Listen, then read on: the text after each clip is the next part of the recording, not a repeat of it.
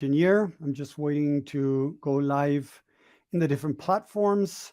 So thank you very much for being here, for listening. If you're watching right now, and if you don't mind, add a hashtag live under here, guys, that would be great. Or hashtag replay if you're watching replay. So I want to talk about a very controversial subject that has to do with subconscious reprogramming with the correct information. Some days ago, I posted in different groups a post that said that the correct way to reprogram the subconscious mind is through information and not affirmation visualization. And it blew up. A lot of haters, a lot of people denying it, not even wanting to listen. So the first thing that I want to bring here that is very important, guys, is that if somebody brings new information and you feel secure, you feel, okay with yourself, you're not going to mind even asking, like, hey, tell me, what are you bringing this up? Why do you feel that? Tell me a little bit more, explain to me this, and we can have a debate. But a lot of people, even coaches, NLP practitioners, a lot of people out there starting throwing the biggest stones, talking about arrogancy, I was talking about the ego, and a bunch of things that we call projection. They were projecting on me their own unresolved issues. But aside from that, I want you to understand that I'm bringing this information, I'm going to back it up with proof that I want you, of course, to put in practice, test out. Okay. And if I don't know if you still feel that there's more to it or whatever, we can have a debate. We can talk more about this, guys. So I'm going to bring this again, reprogramming of the subconscious mind with the correct information. And I don't mean reading a book, because of course, information, we are now in the era of a overload of information. So there's so much information out there that it drives people crazy because there's so much available that people are not being able to take actions. But when there was no information, people were not taking actions either. So we have all these gurus now talking about affirmations and visualization like they are this magic pill that's going to change everything. And I have heard gurus saying, do this for 2 weeks and you're going to get whatever you want, and those type of things to reprogram subconsciously. You just got to repeat this over and over again in your head. So look at this, guys, and I want to bring you some examples for you to understand and to back up what I'm have the backup to what I'm saying. Okay, so I got kids. So if one of my kids comes and says, Dad, I don't feel good enough, Dad, I feel sad, Dad, I feel not worthy, if I start telling him, oh, but you're worthy, you're good enough, don't worry, everything's going to be okay, whatever, and I vomit positivity onto him, I'm not really helping him. If I wouldn't do that to my kid, and I hope you don't do that to your kids, guys, it means that I shouldn't be doing it to myself. And that's what we're doing. Whenever we're feeling low, negative, not good enough, inadequate, or whatever, and we start just throwing positivity inside of our mind, visualizing something or saying affirmations, yes, we might feel that voice goes away, because the truth is, if I tell my kid, oh, you're good enough, don't worry, everything's going to be okay, you're good enough, but I don't know, a week later or more, a week earlier or more back, I wasn't treating him right to make him feel good enough, or I don't know, his peers at school were not making him feel, good enough because they don't want to play with him. I need to address that. I don't need to cover it up with a positive thing so that he feels better. What he does is he represses, because he says, oh, I cannot talk to my dad. My dad doesn't understand that I don't feel good enough. So he shuts it down, and it seems that it's okay, but it's not okay, guys. So again, if I wouldn't do that to my kid, I expect not to do that to myself too. So that is mainly with affirmation, visualization, seeing myself as successful, those type of things. If in my mind, my belief system is opposite to the affirmation, to the visualization that I want to accomplish, what I'm doing is separating myself from myself. I know it sounds weird, but it's like there's a dissociation. This is what we call a disconnection from yourself. Why? Because you're pretending to be somebody else. You're pretending to achieve things on the outside. And if we look at statistics, guys, and I don't really have them, I'm not going to be honest, I'm not going to lie to you, I'm going to be honest, okay? I don't know the numbers, but I'm pretty sure that if we look back at all these gurus that have been teaching this for 40 years, maybe 50 years, The Secret, the Law of Attraction has been 20 years, maybe now, more or less, I don't remember exactly. But if we go back 60, 50 years, and I know some names out there that have been teaching these type of things for so long, why isn't it that I don't know, 30% of the population around the world are getting what they want. There should be a 30, 40, 50% of people around the world be able to feel better, to feel happier, to have more, or whatever they're looking for in their life. So if it's not happening in those big numbers, it is happening in small numbers, it's not happening in the big numbers, it's because it doesn't work. And we keep trying to convince ourselves that it works because this or that guru is saying it, but we're not challenging it. And whatever I'm saying, I expect you guys to challenge me, to challenge it. I hear so many people that, oh no, how are you going to challenge that? You should say what they're doing, what they're saying, whatever. No, guys, listen to see what makes you feel good, what resonates with you. You might be wrong, don't get me wrong, but you might be right. So I get so many people that are trying affirmation visualization to change their life and not getting results. And then they get all this babbly stuff from NLP practitioners, masters, whatever, telling, oh, because you didn't get to feel it enough. You didn't want it enough. No, guys. First of all, you're not going to get everything you want, first of all, because that's not how the universe works. If we're going to talk about the law of attraction, you're not going to get whatever you want. And that's one important thing to understand. Maybe it's not in your best interest from your soul to get whatever you want. So if it's not from your interest, from your soul, even if you want it from the ego, you're not going to get it. So it's a bunch of crap when they're telling you get whatever you want in 2 weeks if you do this. No, because you might not get it. And it's not you. It's because maybe it's not in your best interest. Again, I said it several times, but this is, I want you to make it clear.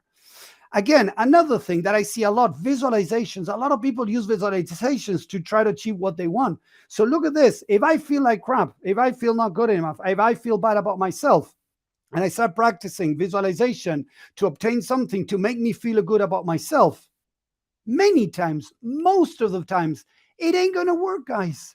Why is it not going to work? It's not going to work because if I already come from a place of not feeling good enough, feeling inadequate, feeling bad about myself, and try to achieve something, I'm going to make bad decisions. I'm not going to see the good opportunities out there. So visualization and affirmations are good. Don't get me wrong. I use them nearly every day, but I use them as a result of the information I put in my mind. And I'm going to explain that in detail right now today to you guys, because I'm fed up of listening to all this crap out there and people getting stuck and not being able to get results in their life. Why is it? Is it the person's problem that the coach, therapist, whatever out there is not helping them get results? No. Most of the times is that they're using the wrong tools. So again, let me explain how the mind works, the conscious mind and the subconscious mind. The conscious mind runs 5 to 10% of your life. The subconscious mind runs between 90 or 95% of your life. What does that mean? It means that in the subconscious mind is the power to control your life. So what is it made the subconscious mind? Mainly, there's many things, but mainly the subconscious mind is made of all your past memories, whether you remember them or you don't remember them. So imagine that when you were a kid, your dad was hard on you, your dad hit you, your dad wasn't loving at you. If you didn't receive love, attention, you maybe received criticism, judgment, abuse of any type. Whenever your parents didn't treat you in a loving way, it could have been in small things. Your mind needs to justify what's going on. And your mind cannot say, as a little Tommy, say, oh, my dad has unresolved issues. My dad is, has false beliefs. That's why he's hitting me. He's beating me up. He's abusing me. He's doing this or that. Or your mom or whoever in the family or outside of the family. The little mind cannot say that. So the little mind, with its limited knowledge, says, there's something wrong with me. That's why they're treating me like that. That's what your mind makes up. That's what sticks in your subconscious mind as the belief system. That starts creating your belief system around your self-image, around your success, failure, love, a man, the image of a man, the image of a woman, their relationship between themselves in a marriage maybe or whatever. We start creating our belief system of our environment. And that goes back into the subconscious mind. So we're talking about your past memories created your belief system.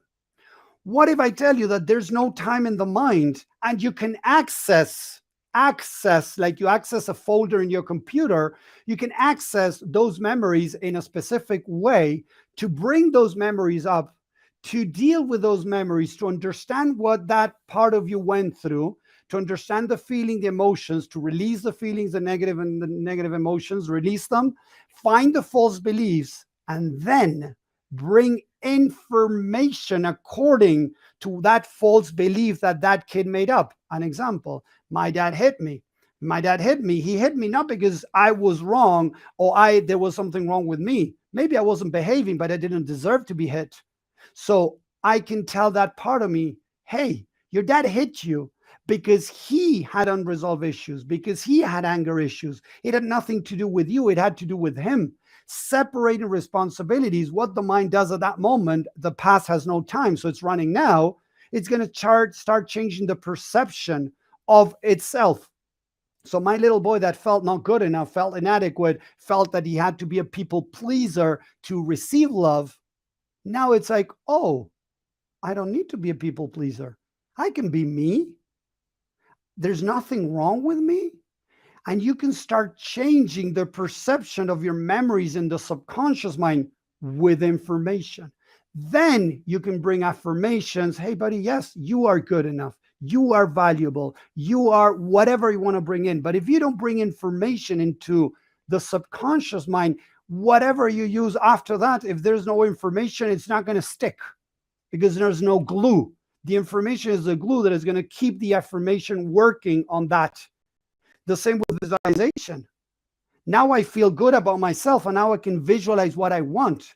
But if I visualize what I want from a scarcity part of me, from a place of not feeling good, it's going to be nearly impossible to get closer to that visualization.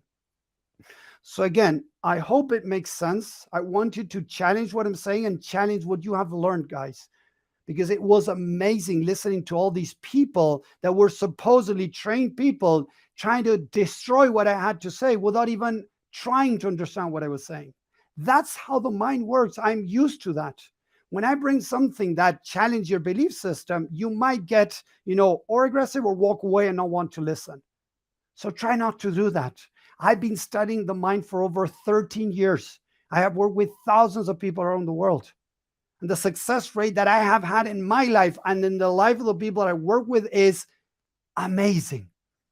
Very high. It's not a small percentage. We're talking about the 95% of people that I work with using these techniques that I'm teaching you right now have obtained changes in their life. So we're not talking a small 1, 2, 5, 10%. No, when this is applied correctly, your mind changes. You change your mind. That's the idea. To let the mind change, not by force, by telling the mind how it has to change or think or feel, by letting the mind decide which information to keep. But if you bring compelling information that resonates with that part of you, the mind is going to grab that and is going to make it the truth. So I hope this makes sense, guys. If you're liking this, let me know. If you're not, let me know. Okay? The idea is to challenge our belief system. If we're stuck in our life, we're not moving forward, if we're not being able to get even big results with our life, or the people, maybe if you're a coach, you're an entrepreneur, whatever, you're not being able to move forward, there is something in there that needs to change. So I invite you to challenge yourself, to look for other information, to try other things, see if it makes sense or not. So thank you very much for listening. I hope it makes sense. I hope it helps you. I'm so tired of listening to so many things going out there and people not getting results and then being blamed because they're not getting results as if they were the problem. If I'm giving a spoon to make a hole, to make a pool in the backyard, it's going to take years for me to do a pool, maybe with a spoon. I'm going to bring a specific machinery into there to do the work much faster and easier. This is the same thing. I can feel that with the spoon I'm making a hole, but is it the right tool? No. So use the right tools